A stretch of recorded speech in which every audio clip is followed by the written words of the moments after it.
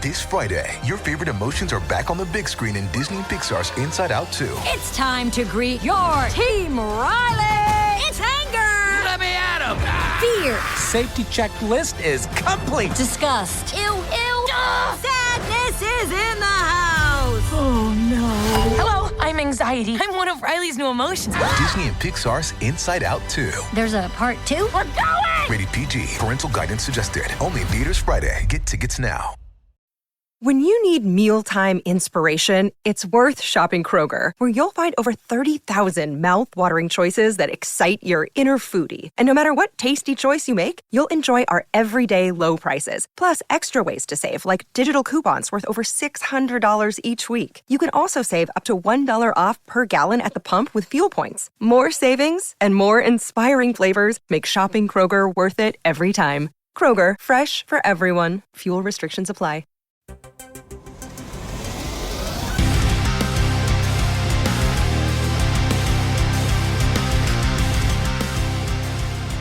Welcome, one and all, to There Can Only Be One, the podcast that puts together the all-star best-of playlist of your favorite band and artists, and a proud member of the Pantheon Podcast Network. Every time I get a band or an artist thrown at me, I have to take a look and sit there and say, do I even know the band in question? In this case, I knew of the band, and I knew a grand total of one song from this band. And then I start to do a little research, and I realize that's a lot of albums. That is more than one song. But I like a challenge. And today is that challenge because we are covering the discography of King's X. And the man who brings that challenge, good friend Marc from the Performance Anxiety Podcast. Marc, welcome back to the show. How are you doing, man? Oh, I'm doing excellent. I am so thrilled to be here talking King's X because I love these guys. I got a chance to see them a couple of months ago for the very first time, and I was shooting the show, so it was doubly special for me. Jerry Gaskill, the drummer, has been on the podcast before. He was actually one of my very first guests. I think he was guest number 5. And King's X has been a big part of my musical catalog for years, but having him on the show was very special. And then being able to go and shoot the show was just like the icing on the cake. See, the last time, Marc, that you were on this show, you brought the Black Rebel Motorcycle Club. And to that point, I had zero knowledge of that band. So at least I'm a song up in this case. I am one song in already. So we're good. I have a bit more knowledge this time around. Yeah. But it's funny because when you think about King's X, this is a band that gets kind of put in the same pantheon when it comes to power trios as bands like Rush and Triumph. Like, this is one of those quintessential, long-lasting, together forever kind of power trios that, again, kind of fits that mold. You don't really see a band that stays together the entire run like this.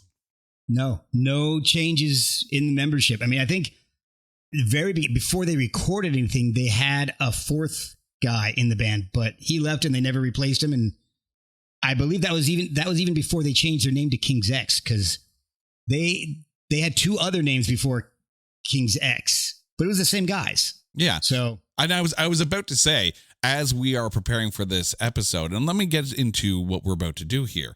We are about to go through 13 albums of the King's X discography, a band that is made up of Doug Pinnick, Ty Tabor, and Jerry Gaskill. We are not covering any live albums or best ofs. So, songs like Sally, April Showers, and Lover, which were on the Best of King's X album, do not qualify for this podcast. However, we're also not covering their one release when they were known as Sneak Preview. We are just covering the King's X discography.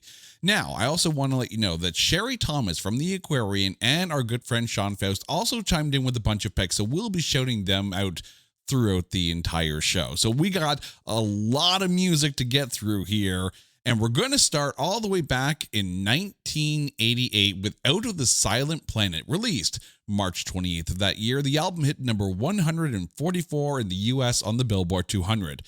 There were 3 singles off of this one: Goldilocks, King, and Shot of Love, unfortunately, none of them actually charted. However, Kerrang UK actually listed this as their album of the year in 1988. Both Sherry and Sean went with Shot of Love off of this album. Mark, what did you go with? I feel like I had to go with Goldilocks or be shunned from the King's X community. Goldilocks is the song that they end their sets with, and they turn the mics to the audience so the audience can sing. Oh my God, that would be fantastic. First of all, it's my pick as well.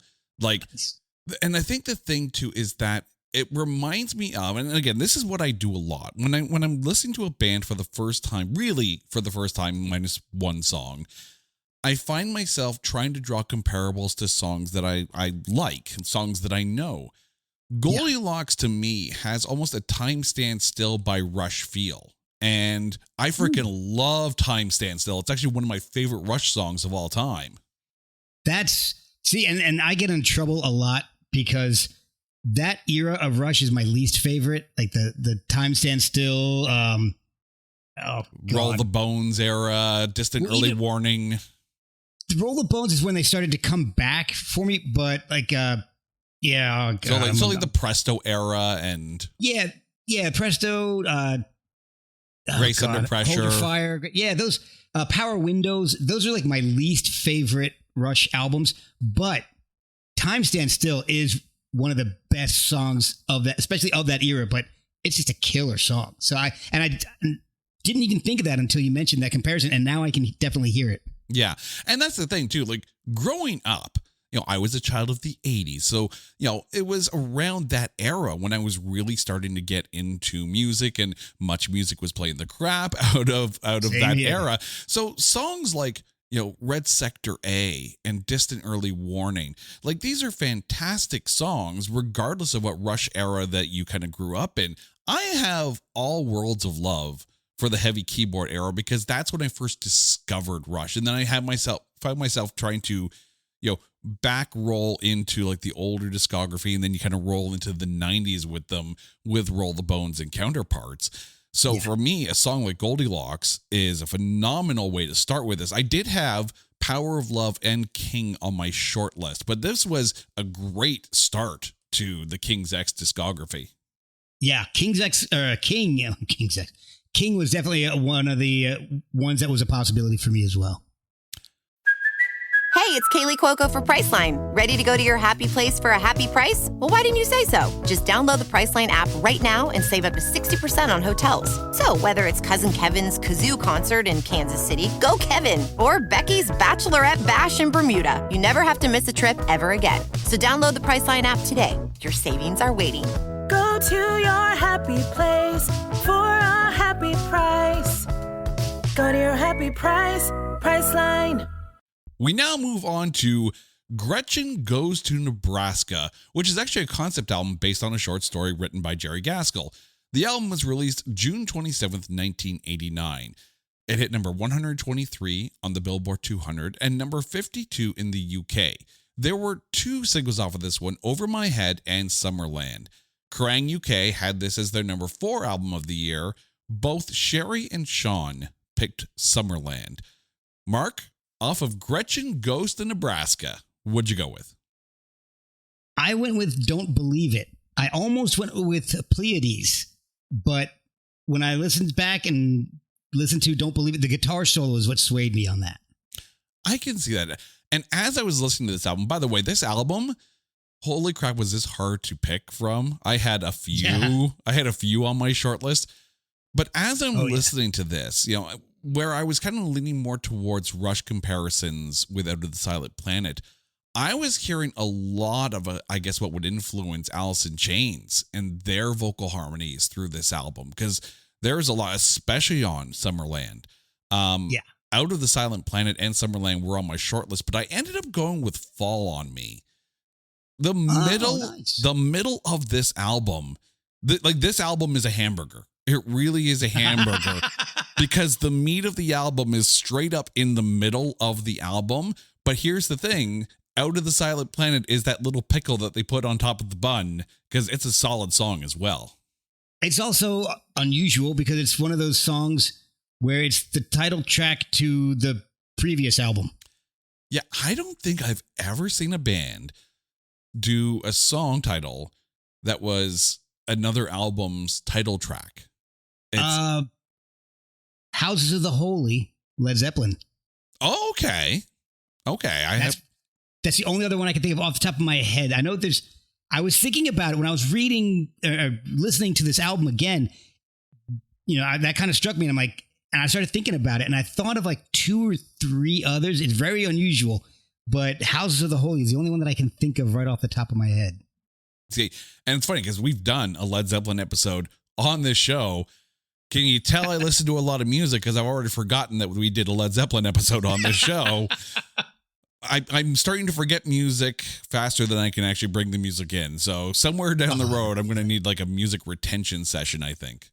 Oh, yeah, I know the feeling. I'm going to just need a little bit of a break from recording podcasts to just sit back and listen to music for pleasure again. But I like what you said about you can hear the influence that King's X had on a lot of bands like Alice in Chains, and King's X is known as a musician's band. They never really blew up like a lot of the bands that they influenced. But you'll see, like if you go and look at early photos of Pearl Jam live, you'll see Jeff Ament constantly wearing a King's X shirt. So he was a huge King's X fan. And like I said, I'm pretty sure the guys in Alice in Chains were. I know Soundgarden was. So they were hugely influential on the bands that I love. And that's kind of how I got into them in the first place. There's a little story of how I got into them. There's just paying attention to the bands I like and, reading the liner notes and seeing who they thank. But King's X also appeared on a soundtrack. And that's what really got me into King's X was the Bill and Ted's Bogus Journey soundtrack. Oh, Junior's Gone Wild. Junior's Gone Wild, if it was an option, would be my favorite King's X track to pick. But since it's on a soundtrack, I'm not on anything else, it's ineligible. So I wanted to throw that out there right now. That would have been my favorite King's X song of all time. See, that's like Pearl Jam for me. Like when the day finally comes that we end up doing a Pearl Jam, there can only be one episode, it's going to hurt me badly because my favorite Pearl Jam song is State of Love and Trust, which was on the single soundtrack. And to my knowledge right now, it is not on any other studio album. So I'm going to have to. And when we did the Foo Fighters episode, my favorite Foo Fighters song is Wheels, but it was only on a greatest hits album. So the rules of the show that I created have come back to bite me in the ass. Why do I do this to myself? And we'll bite you in the future, and you are aware of it. Oh, I am very aware of it. Well, even the Tom Petty episode, we could not pick Mary Jane's Last Dance. It was only released on a greatest hits. Yep, that's true, yeah. Oh, why do I do this to myself? It makes it more challenging, though. I love the rules of the game, and I hate the rules of the game all at the same time. Yes, I understand that one completely. We now move on to Faith, Hope, Love, released October 23rd, 1990. It hit number 85 on the Billboard 200 and number 31 on the Contemporary Christian charts.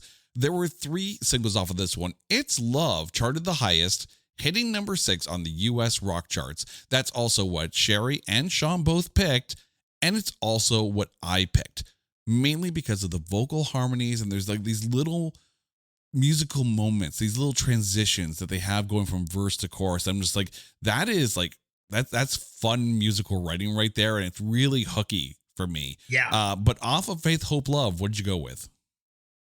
I picked It's Love. Oh, excellent. We have clean sweep. 4 on the floor and across the board. I will say I did have Mr. Wilson and Legal Kill as my short list off of this one. Legal Kill was one of the ones that I would go back and listen to when I first bought the album. It was one that I would go back and just listen to that one song over and over again. I really loved it. But It's Love, the harmonies on that, it's gorgeous. We Are Finding Who We Are is also a good one. They're long. I like their longer titled songs, like We Are Finding Who We Are, I'll Never Get Tired of You, and We Were Born to Be Loved. Fine Art of Friendship. They're all those are all like my favorites on the album. But I did have to pick It's Love for those amazing harmonies. It's funny. as you say that, I just took a quick look at my list and I realized that the longest song title I have is only 3 words. So apparently I'm on the other side of this. But the funny thing, though, is that in listening to this album, you really hear it a lot on this album, and then throughout future albums, is that very similar to Kiss, you have Paul songs and you have Gene songs. And here it feels like you have Doug songs and Ty songs. And both have their place. But as a listener, do you find yourself gravitating towards one voice or the other? Yes, I recognize Jerry does also sing lead on a few songs as well, but it's really kind of Doug and Ty that take the lead on those, pardon the pun. But do you find yourself gravitating towards one or the other? It depends on what I want to hear, because Ty's songs tend to sound, God, it's so hard, because Doug tends to write the funkier stuff and Ty seems to write the more rock stuff. So it just kind of depends on what I'm feeling, but you can tell one way or another who wrote the song. It's amazing. And I was actually thinking about that because I wanted to make sure, and maybe this is cheating or not the way we're supposed to do the game, but I didn't want to go and look, and I'm just only picking Ty's songs, or I'm only picking Doug's songs. So I was looking back, I'm like, hey, all right, so who did I pick? Who did this one? But yeah, it was, I actually was very conscious of whose songs I was picking as I was picking them. So it's weird. It was kind of the same thing for me, because as I was going through this, kind of very much in discovery mode, listening to Doug, I was hearing a lot of Corey Glover from Living Colour, but listening to Ty and his songs, I was drawn back to, and I don't know if you're familiar with them or not, but a band called Sandbox that came out of Canada during the 90s. They only had 2 albums out. The singer is actually the cousin of Canadian music legend Anne Murray. So there's a very cool kind of 90s alt rock sound to what Ty was putting down. And I guess depending on the mood that you're in, like when it comes to Kiss, right? I found that the Gene songs were the better written songs, but I gravitated more to Paul Stanley's voice, but it really depended on kind of what mood I was in. Here, for sure, you've got Ty with a very much more 90s melodic alt rock kind of sound.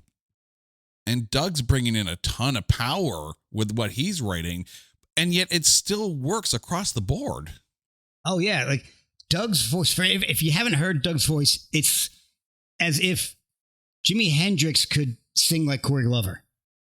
That is almost the perfect description. I don't think there's any better description than drop the mic, but don't drop the mic because they cost a lot of money. Yeah. Right. I will metaphorically drop it. Exactly. We now move on to 1992 and March 10th, the release of the King's X self-titled album. The album hit number 138 on the Billboard 200 and number 46 in the UK. There were 3 singles off of this one. Black Flag charted the highest, hitting number 17 on the US rock charts. Sean went with Lost in Germany, and Sherry picked I Dream in My Life. Now, this is where I get to the song that I knew before I started the show. I had this compilation cassette. Correction, I still have this compilation cassette because I don't throw anything away, and I still have a working tape deck so I can still listen to it. Oh, bravo. Hard Music Volume 1. This was the greatest compilation cassette that had ever compilation cassetted in history, at least in my opinion. And it had everybody on it. And the funny thing is, you can take a look back at some of the episodes we've done, and it's almost like a who's who of actually who's on that cassette. There was Anthrax's cover of Auf Wiedersehen. There was No Justice from Harem Scarum. There was Black Flag from King's X. There was Smoke the Sky from Motley Crue during the John Corabi era. Like, this album had so many freaking bangers on it. And I am surprised the tape still works because I played it backwards and forwards. Thank you, yellow Sony Walkman that would play both directions. But Very similar to when all of a sudden like Type came on from Living Color. I'm like, oh, wait, I know this song. It was on a compilation. Black Flag comes on. I'm like, I know this song. It's on that compilation. So this song has a lot of memory for me because of that cassette and because how often I played that cassette. I did have The World Around Me on a short list, but King's X, the self-titled album, for you, what's on it? There's only one choice for me, and it's Lost in Germany. That guitar riff, noodly thing is just amazing. It's one of my favorite King's X tracks. Oh, it's phenomenal. And again, this was another album that really made it difficult for me to choose from, but the memories associated to Black Flag and that cassette, because every now and then, right? I think everyone had that, at least growing up in the cassette era, had that one compilation, whether it was one that you made or one that was made for you or one that you happened to be able to buy at the store. And it had so much discovery on it. And this is kind of what I miss about soundtracks and compilation albums. This is where music discovery really happened because everything gets lost in the Spotify-ness of it all. Yeah, there's playlists and whatnot. Get you a compilation that maybe it's got one or two songs or one or two bands on there that you already know, and then discover the rest. See, that was a part of it. You bought that, or you had an investment in it. And so you listened to it. Because if you bought a soundtrack, you spent $14, $15, $16, $17 on it because you knew you were going to like one song. And then you're like, I'm determined to find something else in here that's good. I'm going to listen to this thing backwards and forwards until I basically have the whole thing memorized, even if I don't like the songs. There was investment in it, and you don't get that with streaming. Yeah. I mean, like, I'll be the first to admit that on my Spotify liked songs playlist, just because I'll just hit liked and then I'll just hit, shuffle play in the car, especially on a long road trip. I'll be the first to tell you that my liked songs playlist is over 8,000 songs long. I might be extra, and I guarantee you I have not listened to every single one of them this year. Maybe 1,000 of them this year. But the funny thing is, like, when you had to carry the physical album with you, you didn't have the ability to switch from album to album to album to album to album. You had to only carry a couple with you, put them in your pockets, and pray you don't break the cases on the way. Yep. Or leave them in your car, hope they don't melt in the heat. Right. That was you pick a handful of cassettes or a handful of CDs, put them in your car. And because I didn't ever want to leave any of them in my car. Because I had those CD wallets that would go on your rearview mirror or your sun visor. Oh, yeah. I'm like, no, I am not leaving anything that I care that much about in my car in the heat. I'm taking everything out every single time, and I'm bringing new stuff in every time I go into the car. And it wasn't like, hey, I've got this song in my head. Let me throw it on Spotify or YouTube and stream it. It was like, oh, I got the song in my head, but I don't have it in the car with me. I'm going to have to listen to something else. So it made you listen to other things. And I think that's where album appreciation really comes into play. And I think that's also why a lot of artists are now just releasing singles. And then after 8 or 9 songs, they just put it all in one little quote unquote album on Spotify. And it's like, oh, see, we released an album and it happened over 3 years and a song at a time. But and that's actually a good thing for keeping them out on the road, which is where the artists are really making their money. And I don't fault them for that. I just miss compilations and soundtracks. I agree. I don't fault them at all because they have to evolve with the financial landscape of the music industry, and they got to do what they got to do to make money. And I'm more than willing to support them in however they do it, as long as they're continuing to make new music. Yeah. Buy the tickets, buy the merch when you're at the show. Just pray that it's not one of those venues that takes merch money from the artist, because that's shady. That's shady. Yeah, I don't like that. I don't like that at all. We now move on to Dogman, released January 18th, 1994, and the first album they had with Brendan O'Brien as producer. The album hit number 88 on the Billboard 200, number 49 on the UK charts, number 46 in Sweden, and number 47 in Switzerland. There were 4 singles off of this one. Dogman charted the highest, hitting number 20 on the rock charts. Sean ended up going with Cigarettes, and Sherry picked Black the Sky. So off of Dogman, what did you go with? This was the first one where I really, really struggled. The others, I had a clear favorite, but there are others that kind of were pretty close. But I really struggled on this one. I struggled to pick between Dogman, Cigarettes, Pillow, Human Behavior, but I ended up choosing Dogman, the title track, because that song just balls out, and it's an incredible way to start the album. I think this is the album, as I take a look at my list again here. Yes, this is the album where I have the longest short list of all of them, which just goes to show how good the album is. So my short list does consist of Dogman, Black the Sky, Sunshine, Rain, and Complain. But I ended up going with Fool You. And the main reason here is that I am a sucker for a pre-chorus. Anything that leads into the chorus, it's just like that little extra, little extra spice on the gumbo, little extra sauce on the steak, if you will. If the pre-chorus is hooky, I'm probably going to be hooked. But Doug Pinnick's vocals on this song, holy crap. Like, you're going to hear a little later on that I kind of lean more towards Ty's songs in the latter part of the career. But here, Doug was cooking on this album. Oh, yeah. This album is mostly Doug. In fact, they do a Jimi Hendrix cover, and he shines on it. I mean, the guy plays bass like it's a lead guitar, and it's just, they do Manic Depression, and it's a live cut, actually. It's kind of it's like a throwback to when bands would do that. I mean, bands would throw an extra track on a live song, but that wasn't very common back then, just because it's kind of startling. You're hearing this whole album, and then all of a sudden there's one live track on it. It's kind of weird, but it works in this case. And it's this album, to me, it's one of their most complete albums. It's so hard to pick one.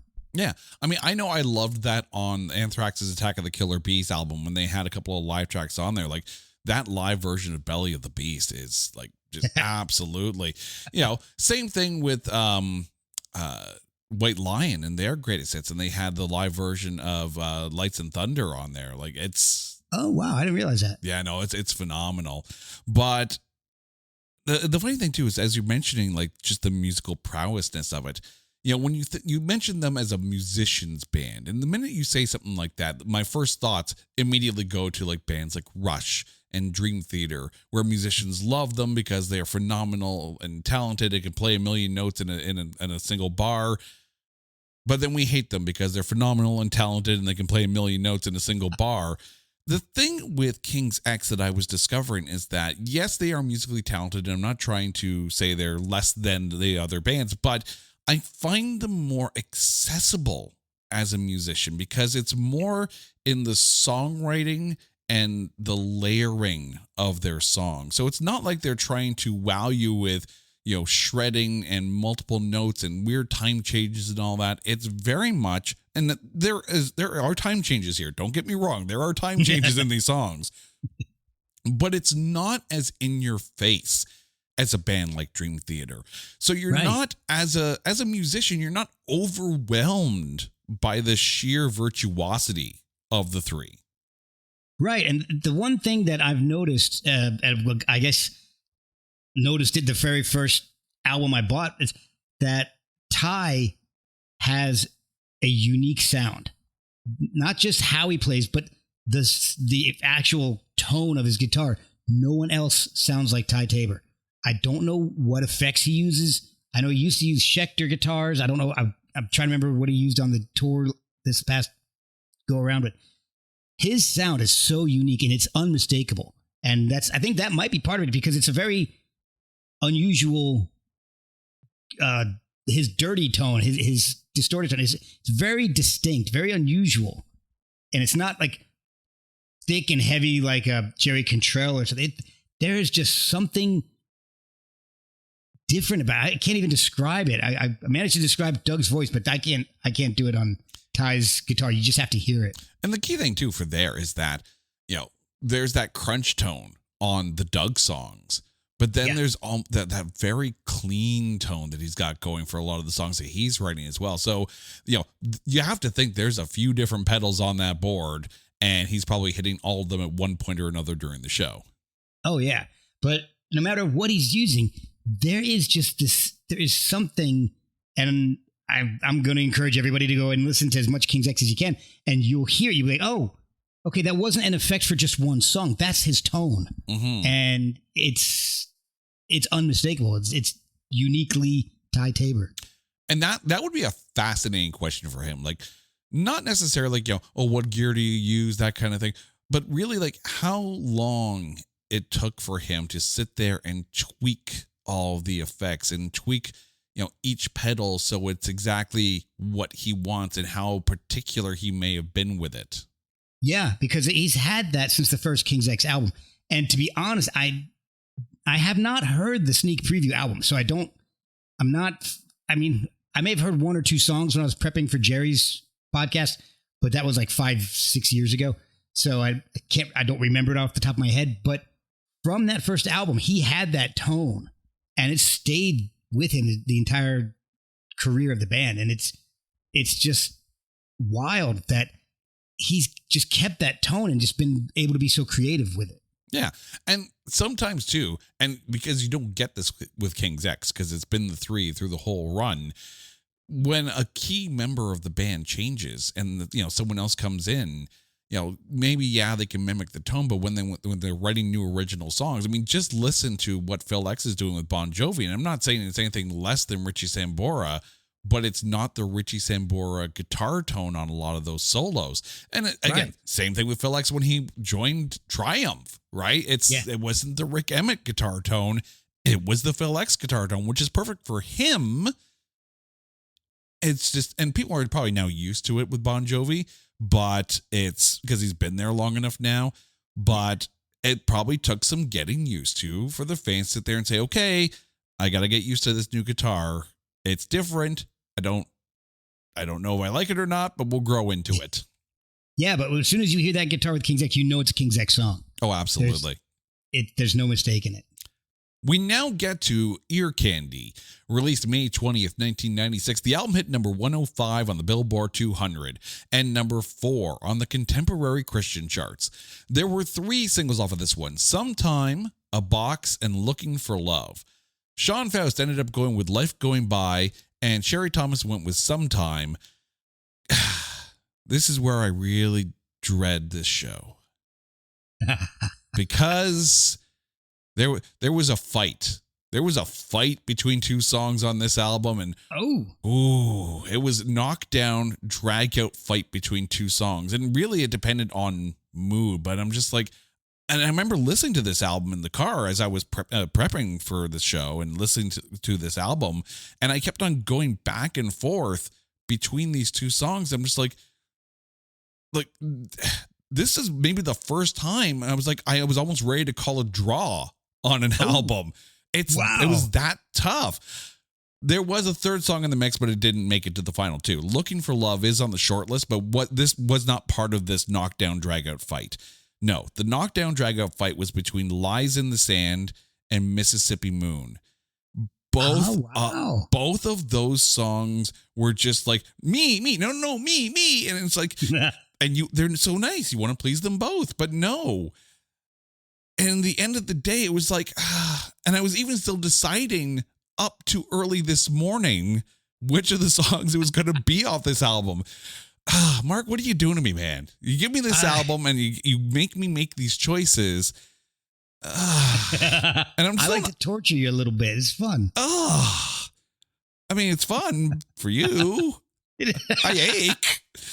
Well, it's funny because, I've been listening to these since they came out. I mean, I've been a fan of King's X since the late 80s.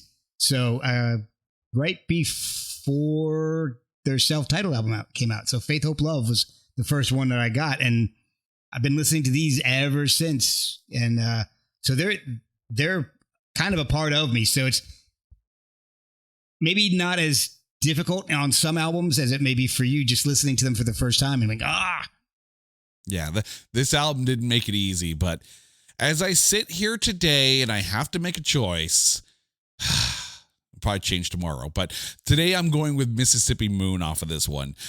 Love how this song comes apart and the harmonies on this one and the transition into the chorus. Like, there's so much to like about Mississippi Moon.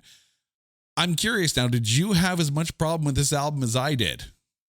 Not on this album. To be honest, this is possibly one of my least favorite King's X albums. Oh, wow. There's two that I think are not as strong as the others. And maybe it's just because I got this album when it was new and I listened to it and I'm like, I just don't like this as much as Dogman. Dogman would just set such a high bar. And going back and listening to it for this, I realized I liked a lot more of it now than I did back then.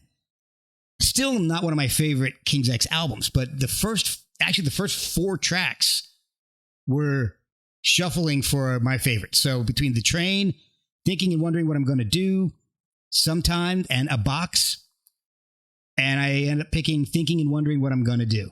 Going with the long title thing. Yeah, I mean, there were a lot of good songs on this album. That lies in the sand. Like, I'm probably going to be sitting here second guessing myself through the remainder of this record, and even in editing, I'll be sitting there going, "Why didn't you pick Lies in the Sand? Why?"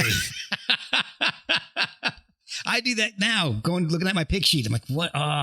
Right? Thinking." I mean, don't get me wrong. If you put Mississippi Moon on the radio, it's going to be a good drive, and I'm not going to argue at all. But then I'm going to ask afterwards if we can play Lies in the Sand. That's the way it's going to be. Nice. I can understand that. Right? Totally. Moving on to Tapehead, released October 20th, 1998. There was one single off of this one, Fade. Unfortunately, it did not chart. Sean ended up going with Groove Machine, and Sherry picked Happy. So off of Tapehead, what's on your list? All right. So again, 4 tracks that were vying for this spot. Groove Machine, which is what they start their shows with, is just amazing. Ocean, Cupid, and Hate You are the 4 that I had trouble with. But I ended up picking Ocean. I absolutely love that. This and the 2 albums after this are 3 of my favorite King's X albums ever. I don't know if that's a popular choice among King's X fans or not, but these 3 albums that we're going through right now it was so hard for me to pick one song from any of these.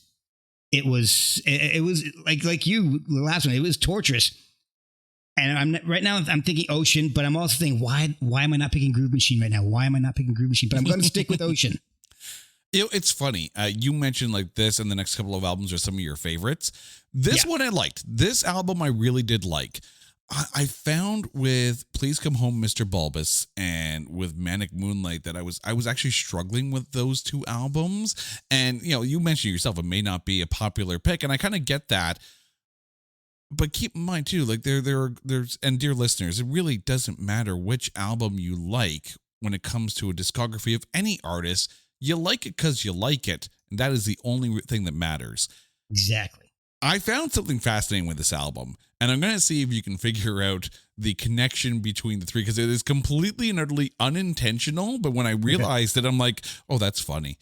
So on my short list were Ocean and Oh No, but my pick is Over and Over. So I literally listened to this album and went, oh, because it's every single Oh song off this album. Completely unintentional, but I find these things funny. But nice. Over and Over, there's something almost very soundtracky about this song. Over and Over feels to me like it could have been on, not necessarily an American Pie, but more in those Say Anything type movies where you have those moments where the lovelorn guy has his lament moment kind of thing. Like Over and Over needs to be on a soundtrack in a film. Yeah, I agree. I totally see it in a John Hughes movie somewhere. Yeah, definitely. I wanted to say I had an honorable mention on this just because this thing is so out of left field, and I almost chose it just because of its bizarroness. Is Walter Bellafarkis, because that song is it they have a friend who plays with them from time to time, Walter Bellafarkis, and he's on that. And it's just one of the weirdest things King's X has put out. Around this time, they put out some weird little snippets of songs on things like, especially on Manic Moonlight, some weird crap. And Walter Bellafarkis is one of them.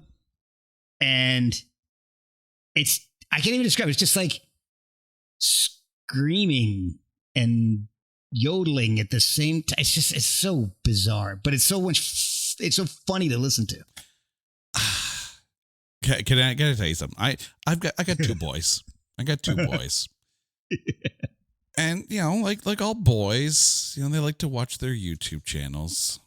And one of them likes to listen to and watch Unspeakable.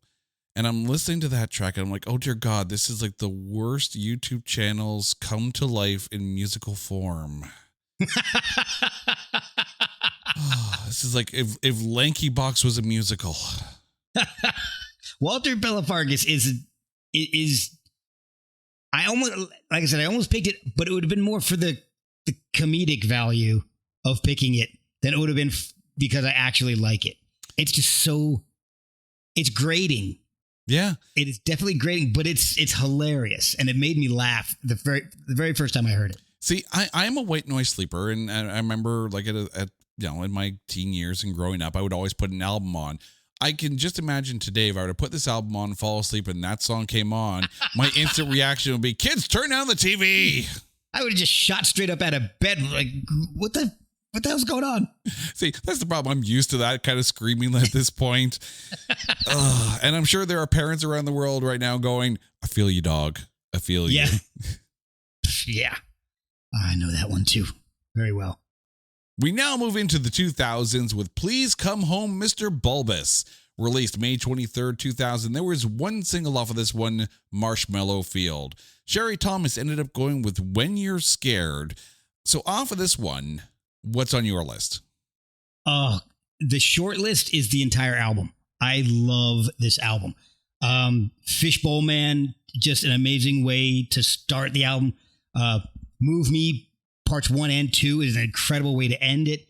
Let me pull my picture back up. But it was between Charlie Sheen, Bittersweet, and She's Gone Away. And I ended up choosing Bittersweet. See, that song I can see. I can very easily see that song. Yes, I did have problems with this one because I didn't feel like I was connecting to this album. But She's Gone Away is my pick off of this. There were some phenomenal elements on that. I did get, a chuckle when I saw that there was a song called Charlie Sheen on it. And, I did. I liked the song. I got a kick out of it. It's a great song. I love that song. Are you my friend, dear Charlie Sheen? But I find this very fascinating because the album that I connected with the least is one of your favorites. And yet the album so far I've connected with probably the most is the one that's your least favorite, or at least not one of your most favorites. And that would be Ear Candy. It's that this is the reason why a show like this exists, because everyone listens to music differently.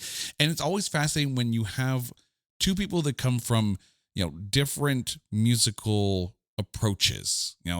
Everyone listens to music differently and what they're listening for, and especially when you've got one who knows the band and one that doesn't, because then it's two completely different takes. One who has, sat and nurtured in these songs for years and decades, and one who has speed run through the whole thing during the preparation for this. But I've been marinating in King's X since 88, 89, something like that. Yeah, but that's the thing. Like, you get two different perspectives, so you're going to get two different lists. But I don't think we're that far off of our list. Like, I think more often than not, we're not necessarily matching up on our picks, but our short lists are definitely kind of in line. And one of the things that I hate admitting this is I at some point I started to think, well, I don't want to pick all songs that kind of sound the same. I don't want to pick all the chugging songs, the heavier songs like Smudge or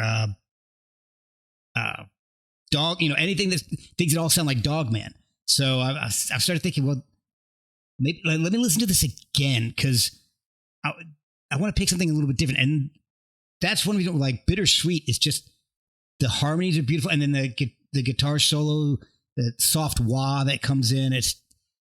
I started paying more attention. That's always been one of my favorites on the album, but I wanted to pay more attention to the songs that didn't just like smack you in the face with power. So I think it made me listen to the songs a little more, or the albums a little differently by going back and researching it. So I really appreciate this episode. The other thing too is like a band like King's X is going to give you a wide swath of different types of music to listen to, whether it be like that 90s alt rock kind of feel, or that grungy, crunchy kind of feel, or discount YouTube video kind of feel. Sorry, I'm still feeling that song, but there's something for everybody with this band. And I think that's absolutely fascinating. This isn't AC/DC where you get the same 3 or 4 chords and that's all you get for 17 albums. And yet it still works.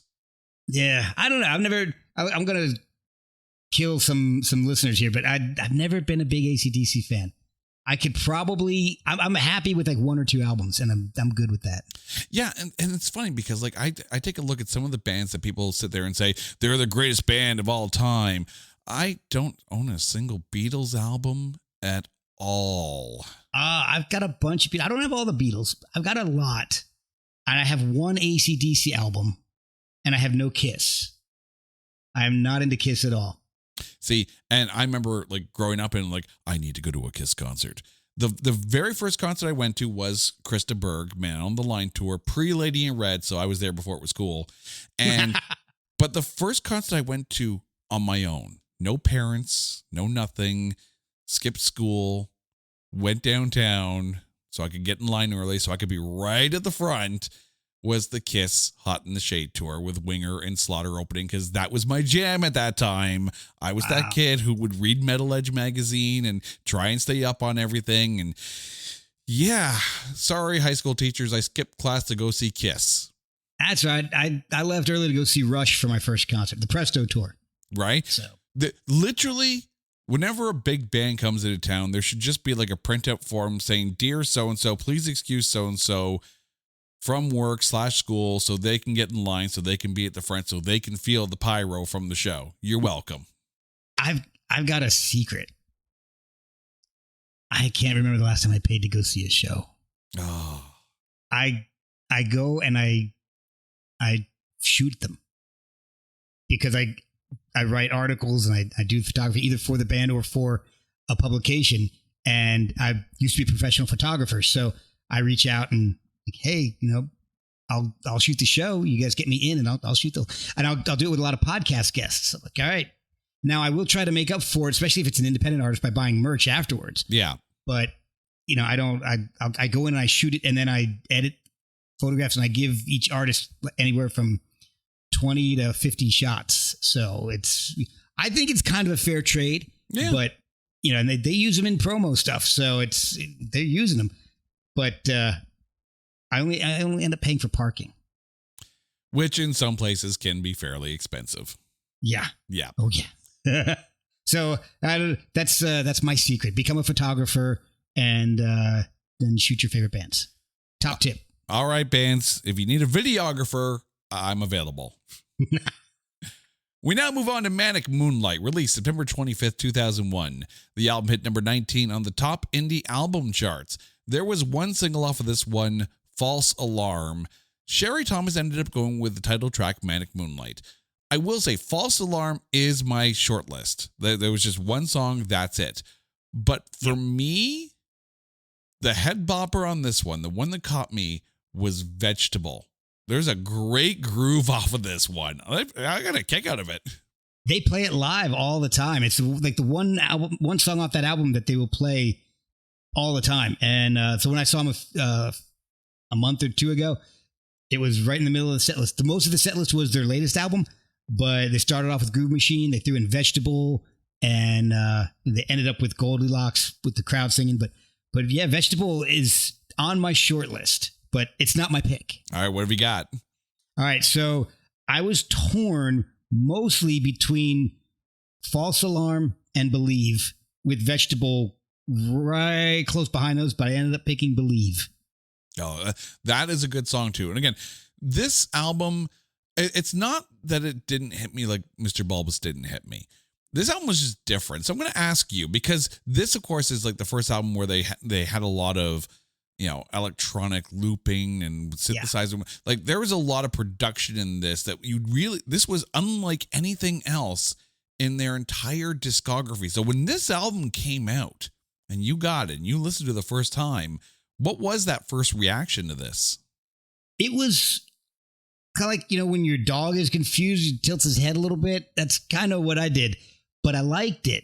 And I believe, if I remember correctly, and I could be completely wrong on this because I haven't listened to the Jerry Gaskell episode in years. This may have been the time where he was recovering from one of the 2 heart attacks he had. Oh, geez. So that may be why there's a lot of drum programming in it and less live drums. I mean, there are live drums in it, but you can definitely hear programmed drums in this all over the place.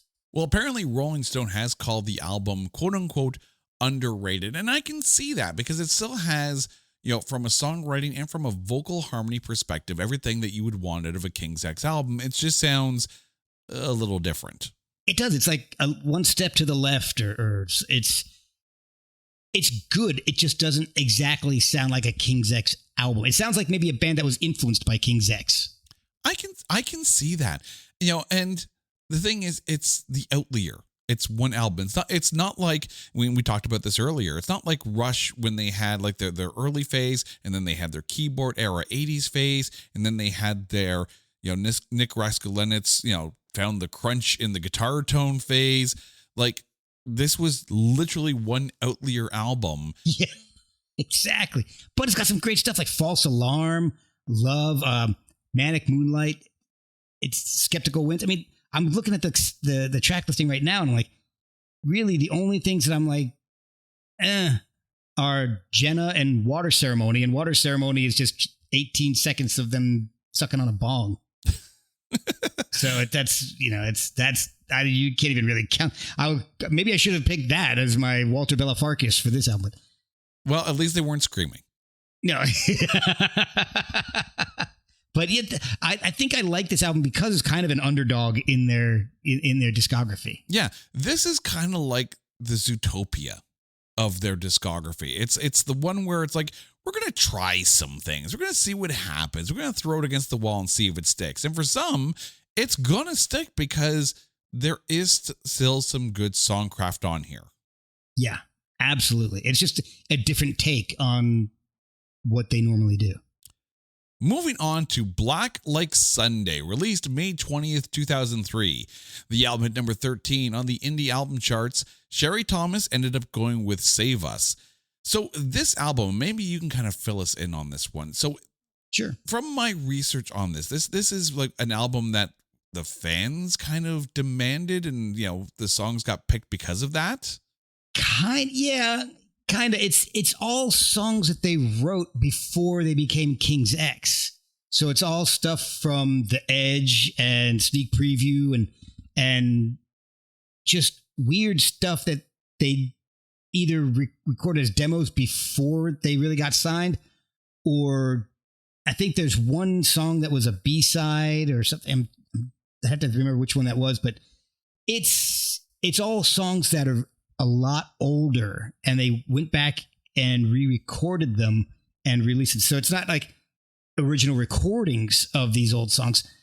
It's new recordings of old songs. And I'm pretty sure some of them were, it's like from across the spectrum, or most of them are really early on in their career. And I believe one or two are just older, either demos or something like that. It's a very bizarre album. And this, I will say, when I say that Ear Candy is one of my least favorite, this would probably be my least favorite King's X album.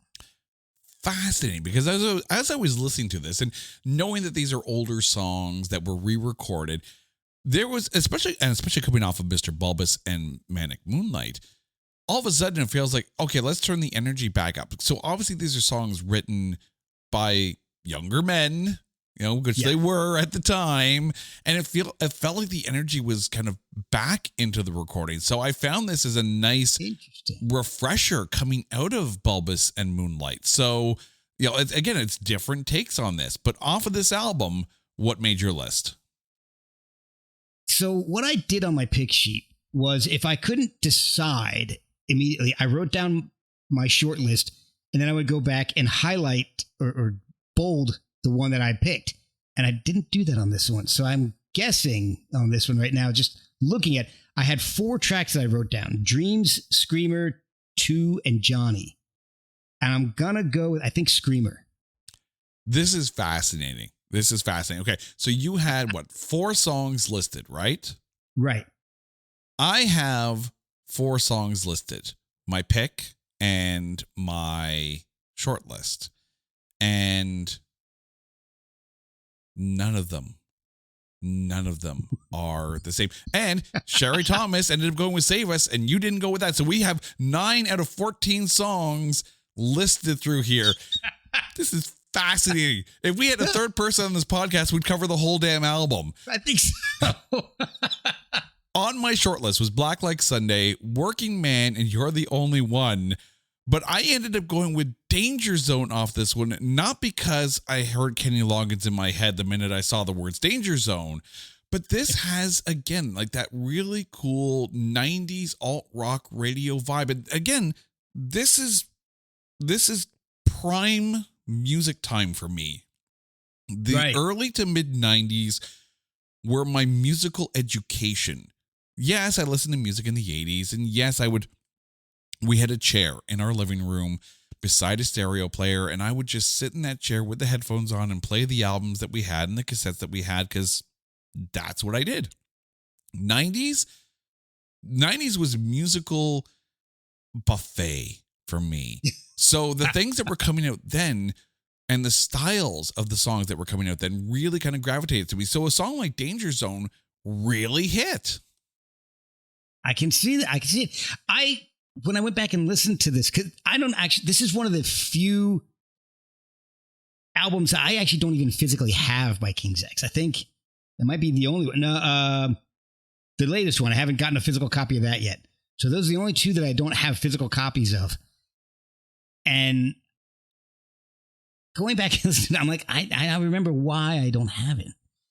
But I listen.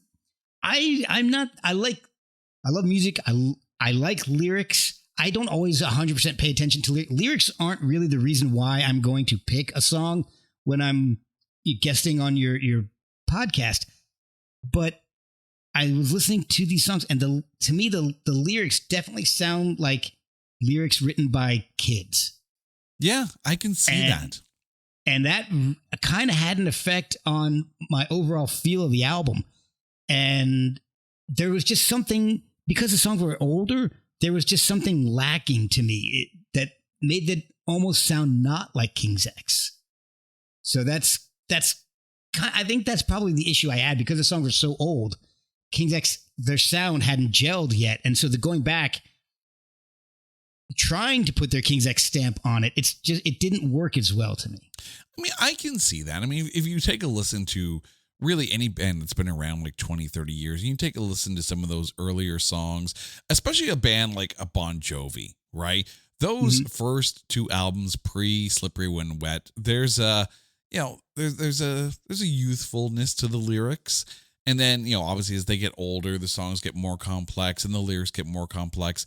And I'm kind of like you in that I don't necessarily listen to the lyrics when it comes to making my picks. There are certain episodes where, when we did the Nixons episode, that one was where the lyrics really came front and center, because I love Zach Malloy as a songwriter. I think he puts together some phenomenal, not just songs, but freaking poetry. Like the Nixons was one of the first bands that really hit me on a lyrical point. So, but with a band like King's X, especially when you are, and dear listeners, understand these music podcasts that go through full discographies, because I know I'm not the only one out there that will go through a discography. Some just do it in over a longer stretch of time, and they're the smart ones, clearly, not speed running through everything, but you don't always have the time to let the songs gestate. And I guarantee you, there are songs from this discography that are going to, and I've already made my liked songs, probably bumping it up close to 9,000 songs on my Spotify, but those songs will need time to grow with. I mean, everyone knows that album where you listen to it and it takes a few listens to get used to it. And for some, the album hits right away, and then for some, you gotta let it simmer for a little bit. I'm sure if we were to revisit this episode like 2 years down the road, I'd probably have maybe not very different picks, but some of the albums will have changed songs on my list, and that's okay. That is absolutely fine. But yeah, no, like I can hear the change. I can hear the youthfulness in these songs, and I kind of like it. Moving on to Ogre Tones. Released September 27th, 2005. It hit number 30 on the indie album charts.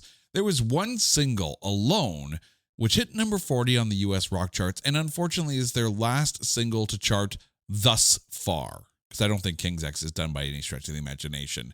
Sherry Thomas ended up going with Hurricane, but off of Ogre Tones, what'd you go with? Okay, so my short list was definitely had Alone on it. I love that song. But I ended up picking, and when I say short list, I kind of knew what song I was going to pick off of this from the start. But I did listen to it just to see if anything swayed me. And Alone came close. But Sooner or Later is definitely my pick off of this. It's, to me, if you're familiar with Smashing Pumpkins, they've got a song off the single soundtrack called Drown.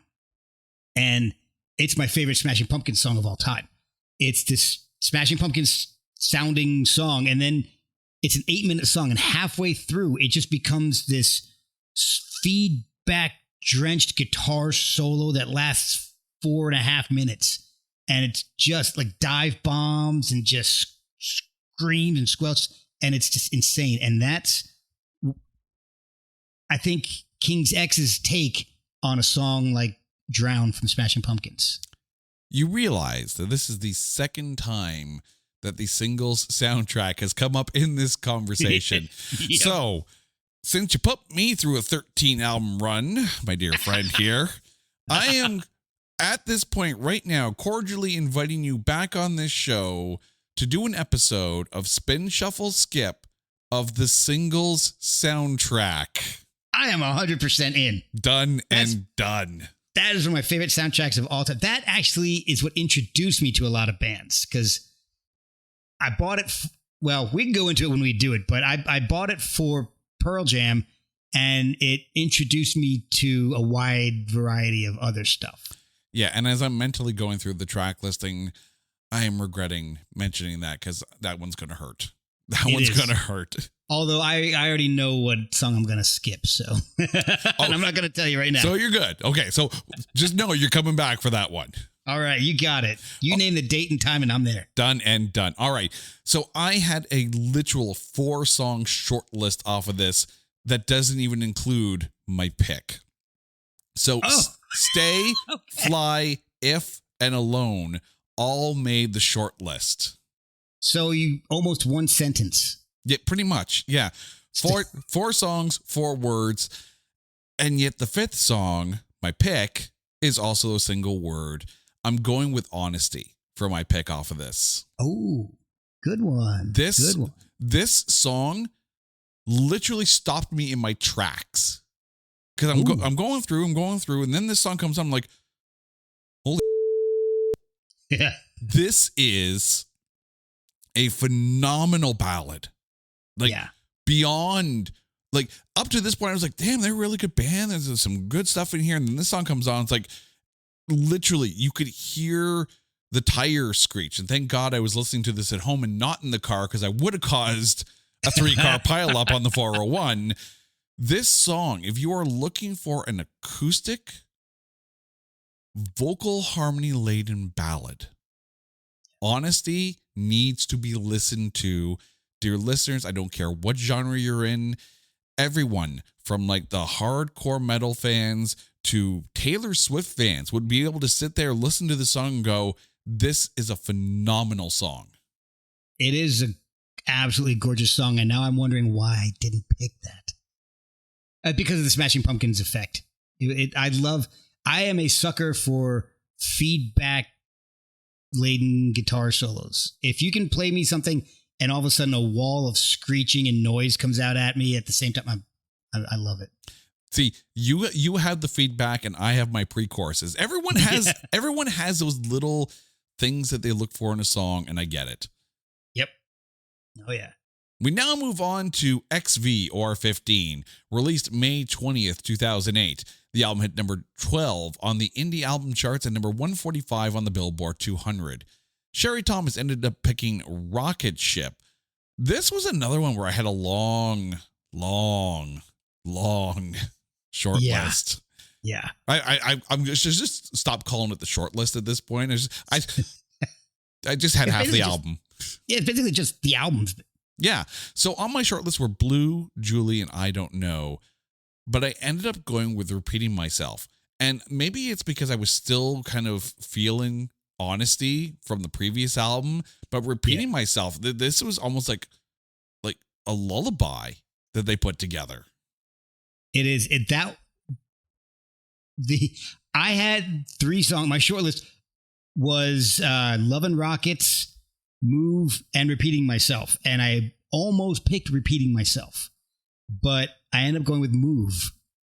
Yeah, I can see that. Now I'm thinking about, again, I'm thinking I should have picked Repeating Myself because I absolutely love that song. Yeah, that's the other thing too. It's like you sit there, you're like, okay, I have my pick. It's all good. And then someone mentions another song on the album that you didn't think of, like, oh, there's that song too. Yeah, and it's funny because when you're listening to it, you're like, oh, this is the song. And then 2 songs later, you're like, oh, this is the song. And you're like, wait, I already picked that, which is why I was writing them down, putting them on my pick list, and then going back and bolding, is that a word? Emboldening, highlighting the one that I picked, and it's just almost useless sometimes. Certain bands, certain albums, it's gonna change depending on the day, the hour. Yeah. See, I would do that. I'd literally have like the song in my list, right? Like, let's say it's song 2, right? And it's there. And then, oh, wait, no, song 4 is really good too. So I'm going to move song 2 over to the short list and then keep song 4 there. And then you kind of go back and forth and whatnot. Not able to do that in the car, which is why Ear Candy was such a difficult album because I had to go. Thank God the traffic to work is slow as hell. So I was able to do that. We're good. We now have a 14-year wait until the release of 3 Sides of One, released September 2nd, 2022. This was their first album, as mentioned, in 14 years. 14 years. Not saying that they weren't putting out stuff, because there were solo albums and there were some guest appearances on different albums, but the King's X, you had to wait. The album hit number 10 on the USA Current Album Sales Chart, number 2 on the USA Current Hard Music Album Chart, and number 3 on the USA Current Rock Album Charts. It also hit number 15 in Scotland, number 21 in Germany, and number 47 on the UK Album Downloads Chart. There were 2 singles off of this one, Let It Rain and Give It Up. Give It Up was the choice from Sherry Thomas. And by the way, I want to thank both Sean and Sherry for submitting their picks for the show. And by the way, dear listeners, if you have picks for an episode that we're preparing, go to our website at notthatbadcast.com. Go to our coming soon page where you're going to see all the episodes that we're preparing. All you have to do is click the episode that you're commenting on and then go down to the comments box, put all your picks and hit submit. We'll shout you out through the entire show. So off of this 14-year wait of an album, 3 Sides of One, what'd you go with? I went with Flood Part 1, but it was a tough choice between that, Let It Rain, and Swipe Up. Again, we have vastly different picks off of this one. So I had Nothing But the Truth and Take the Time on my shortlist, but I ended up going with Give It Up because this has got a solid groove and some really cool musical phrasings.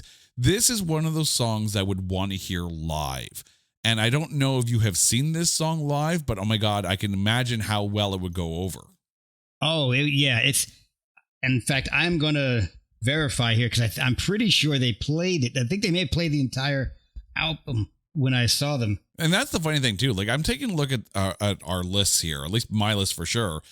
If I were to be able to go see King's X with a 13-song set list, and it's this list of songs that I've just picked, that would be fascinating. I would love to see a band with a long discography go out and do just one song per album and then ask them, how the hell did you pick which song to go with? Oh, yeah. So if you're interested, I can give you the set list real quick. All right. So when they played at Tally Ho Theater in Leesburg, Virginia, Groove Machine, The World Around Me, Pillow, Flies in Blue Skies, Vegetable, All God's Children, Flood Part 1, Nothing But the Truth, Give It Up, Let It Rain, Festival, Pray, Watcher, We Were Born to Be Loved, and then they came out with the encore of Dogman, King, A Box, and Goldilocks, where they turned the microphones to the crowd and the crowd sang the entire song. Yeah, that'd be a good show. That would be a really good show. And I like to see that both of our picks off of this album were on that set list. And that's the thing, too. Like, I love that they are still a band that promotes the new stuff live and doesn't just play the same set over and over and over again. I also love that they will play stuff off the first album. Yeah. In addition to stuff. So, a lot of bands will eschew very early stuff. I've seen bands recently where it's like the last 2 or 3 albums and nothing from their really early catalog. And that always bums me out because that's usually where I got into whatever band I'm seeing is their early stuff. And that's what meant the most to me. Yeah, no, that would be a fascinating career. And the funny thing is, Dream Theater kind of did something similar to that when they did their score, DVD presentation. They kind of went album through album for that first part before they did the entirety of 6 Degrees of Inner Turbulence with the full orchestra. It was literally like a song here, like one song per album, and they would just kind of go through their career at that point. So, if a band like King's X would be able to do that, and that's the thing, 13 albums, that's 13 songs, and I'd even allow them to pick one off of their own greatest hits. Yeah, they wrote it. I guess they could do that. Or soundtracks. They could do soundtracks. No, yeah, there you go. There you go. All right. So now that we have reached the end of our journey, Marc, now you get to suffer for this one. So please remind our listeners what songs were on your list, and if there can only be one King's X song, what's it going to be? Okay, so this is long, so I'll try to make this quick. So out of the Silent Planet, I picked Goldilocks. Gretchen Goes to Nebraska, Don't Believe It. Faith, Hope, and Love, It's Love. King's X, Lost in Germany. Dogman, I picked Dogman. Ear Candy was Thinking and Wondering What I'm Gonna Do. Tapehead, I chose Ocean. Please Come Home, Mr. Bulbous was Bittersweet. Manic Moonlight was Believe. Black Like Sunday was Screamer. Ogre Tones, Sooner or Later. 15 was Move, and 3 Sides of One was Flood Part 1. If I had to pick one song that is not Junior's Gone Wild off the Bill and Ted's Bogus Journey soundtrack, I think it's tough. It's either going to be It's Love or Ocean, and I'm going to go with Ocean. I can see that. I can very easily see that. That's a phenomenal song. All right, for me, off of Out of the Silent Planet, I went with Goldilocks. From Gretchen Goes to Nebraska, I went with Fall on Me. From Faith, Hope, Love, I went with It's Love. From King's X, I picked Black Flag. From Dogman, I went with Fool You. From Ear Candy, I went with Mississippi Moon. Still pissed off that album because having to make that choice. Whew. And see, I didn't change when I got to there. So it's still Mississippi Moon. I'm proud of you. From Tapehead, I went with Over and Over. From Please Come Home, Mr. Bulbous, I went with She's Gone Away. From Manic Moonlight, I went with Vegetable. From Black Like Sunday, I went with Danger Zone. From Ogre Tones, I went with Honesty. From XV or 15, I went with Repeating Myself. And from Three Sides of One, I went with Give It Up. But if there can only be one, and this is the toss-up here, between Mississippi Moon and Honesty, I thought this was going to be a hard choice. I thought I was going to be sitting here and banging my head against the microphone until something came out, but no, it's Honesty. I freaking love that song. What I want to hear, and dear King's X, if you are listening, what I want to hear is a release, and it could be live, of songs like Honesty, songs like Repeating Myself, songs like Over and Over, but done with orchestral accompaniment. Ooh. A King's X with a full orchestra. Please, dear God, make it happen. So, Wow. So if you're listening, King's X, you're welcome. Invite us. I will be there. Done. With my camera. And I'll bring the video camera. There we go. Awesome. All right, Mark, thank you so much for this. Please, before we go, remind our listeners all about the Performance Anxiety Podcast and where they can find you out there on the interwebs. Sure. I host, produce, do everything for Performance Anxiety. It's a show that gives you behind-the-scenes stories of your favorite artists and hopefully maybe some future favorite artists. You can find the show on any streaming platform. I'm a proud member of the Pantheon Podcast Network and a proud and happy friend of There Can Only Be One. So I am quickly approaching 400 episodes. So there's got to be somebody out there you like or somebody adjacent to someone you like. Well, Mark, you got to come back for Spin Shuffle Skip now. It has been written in stone. It's going to happen.